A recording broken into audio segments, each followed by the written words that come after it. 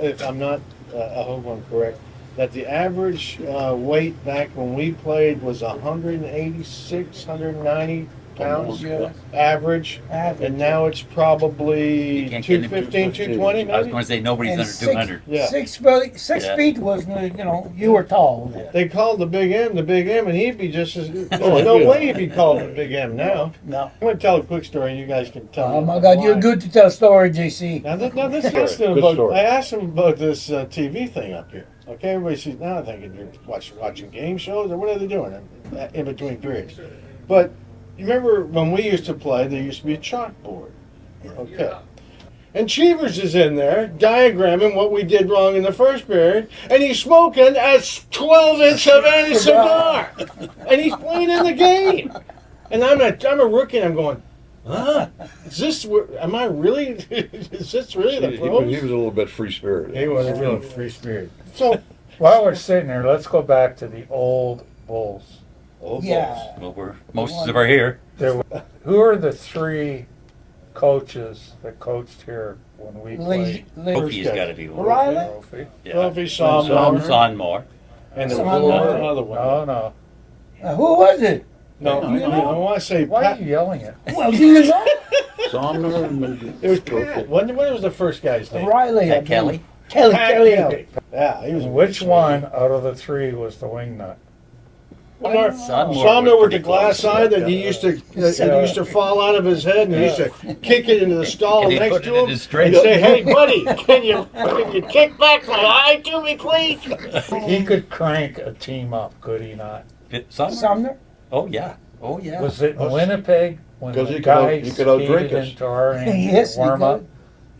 Was it- Claxon used to come around and he said nobody comes into our Our end. end. And everybody goes kind of doing the circle real close to center ice waiting for him. Wait for him. Poor guy comes down and boom, Jill's Billado and everybody followed him. Yeah. Don't come into our end. Oh, remember that? Yeah. Frank was involved with one of the biggest things that happened in Winnipeg is when the fan kept on yelling at Durbano, and Durbano got kicked out of the game about 10 minutes to go in the game. You were absolutely naked. I remember this. You were naked. I mean, because Leger came back and says, "Guys, Durbano needs help. He's getting the crap kicked out of him in the hallway by the fan." And we came out there, and this poor guy was on the ground, and it was Somner, you, and Brophy were just beating the living. No, they crap. can't I be- remember that though. I do. I do. And I was. Do you he remember didn't being do naked? And I'm only going to blame that on the cold factor. It was really cold in Winnipeg, all right? Okay? Was that the game that where Durbano pulled Hall's wig Wig off? off. We got. Durbano didn't do that. It was That's what he did. Hanson. That was Hanson. Hanson. Oh, Dave Hansen Yeah. did it. And threw it down on the ice, and And he the whole went, place, "Ugh." the whole place, the 15,000 people in the went. Yeah. And then he came out and got a standing ovation because he put a helmet. He on. put a little Joe fog, went and scored 3 goals. Yeah. A lot of stories we can't tell. Oh, that's what's in the room stays in the room. You know? What happens on the road stays on the road. That's right. Do you remember? Were you with us when we played in Tokyo? No, I was there the You first were- year. You remember when Durbano threw all the sticks on the ice? He was so mad and he didn't want to play that night. He told us, he said, "I'm not playing there." And the coach said, "Yeah, you have to play." So Where was we this? in Japan. in We Japan, went to we had That told you. You were real good friends with Brophy because he coached you in Virginia. Part of 3 and, years. and then he coached you here in Birmingham. Do you remember the time when he used to have a heavy bag in the room, and if we played really bad, he would come in and he'd spend about 15 minutes on the heavy bag beating the living crap out of it, so he wouldn't come in and beat the living crap out of us. He had that heavy bag everywhere he coached. He Did had he? it up there. I remember when I went to like a Hampton punching before. bag. Oh yeah, Yeah, there you the go. big, the big. Yeah, yeah. Oh, I thought, man, these are really hard workouts he's putting us through. I go, oh my God, I can't wait to get the hell out of here. And he comes in, he says, "Beaton, come here." And so I get up and just, take your skates off, take your stuff off, put your shorts on. He put me on the heavy bags for about 20 minutes. 20 minutes. Yeah, and different and intermittent push-ups went to rest. So I mean, I just thought I was in shape.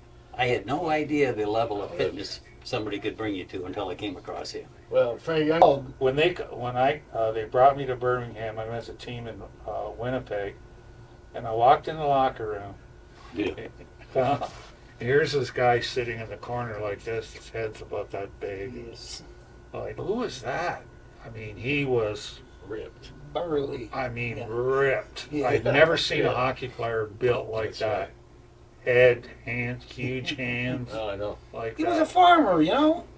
Huh? His I said, dad where'd they I'll tell get you. him? Farm. Pulling trees He up was fun to Quebec? take. He was fun to take showers with. Look at, oh jeez, look at that guy. Just muscles off. He had muscle on top of his muscles. He had muscle. The night he scored a goal, the puck went off his ass in the net. Remember when Jilly and Rod Langley had a fight in practice? No. It was usually me and Frank that used to Yeah, fight. we did it. We pulled that one off. didn't we? Was it a real fight? Oh, yeah. He was cranky. He was. That was a loud Well, mouth. he was not a fighter. Mouth. He was not a fighter. So you got spanked that I day? got spanked. No, no. There was no referee to break it up when I was getting the crap kicked out of me. Did you turtle? No, well, I think I did No, probably he turtle got at right the in end. there. There's nothing worse than fighting a guy that's scared. Oh, Fear is a great motivator, I'll tell you. Yeah, sure is. All right, where's the beer? You guys want stories? You gotta have beer. I could drink you under the table. oh yeah, I know you can. But I thought one time we were in Winnipeg and you drank some Bloody Mary and you were barfing all over the place in the room. You don't remember Who that? told you that? Oh, I was there. Were you my roommate? I saw that. He didn't drink saw Bloody If you Mary. saw, Phil and I were rooming together in Edmonton after the game. We're at the bar, And you were. and the bar closes, and there's a Chinese joint right there. So we get a big bag of Chinese food to take home. And Edmonton, in the middle of the winter, is a place you don't want to be. I mean, it was just freeze your ass off. We get up into the lobby of the hotel and get in the elevator and push the button, and I feels, what's that? I says, what's that?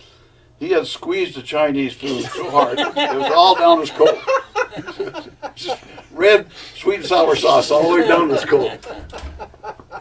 Well, we were on a 21-day road trip, and all the rookies on that team had, you know, how many teeth have you lost playing? Phew. How many teeth have you lost? A few. Chicklets. You probably. Bunch. You, me. So we used to have flippers. Remember, you used to have flippers. Like this, you know? Yeah, Yeah. exactly. So when you went out to your morning skate at 10 o'clock, you put your flippers in a Yeah. little cup Yeah. while you're out there practicing. Well, one of you veterans, 21-day road trip, complained of an injury that you had to go back to the dressing room.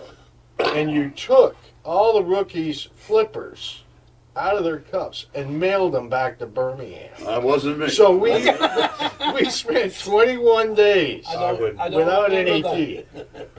Some of the I'll tell you, fighters. Thanksgiving massacre Yeah, Yeah. it never, that puck never hit the ice before the fight started. before the fight started. Yeah. And that poor Hislop, he was a great little hockey player. You know what? It was the only time I felt like taking somebody off an opposing player. Jilly had poor Jamie down on the ice. Oh, beating the snot out of him. And I was tied up with somebody. Oh my God, Jamie's my buddy. We played together Yes. in Hampton, and he got called up. Yeah. Jilly's beat.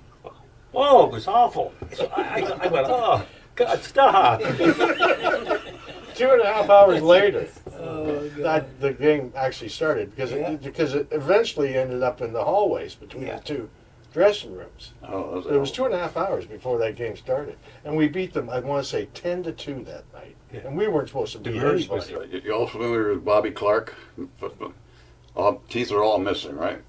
So we all lived across from the rink. We all went across Walt Whitman Bridge. We lived in Jersey, and there's a bar over there called Rexy's.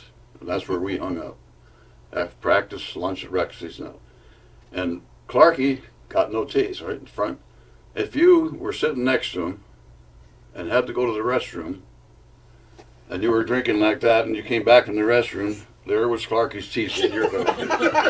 What? He used to do that.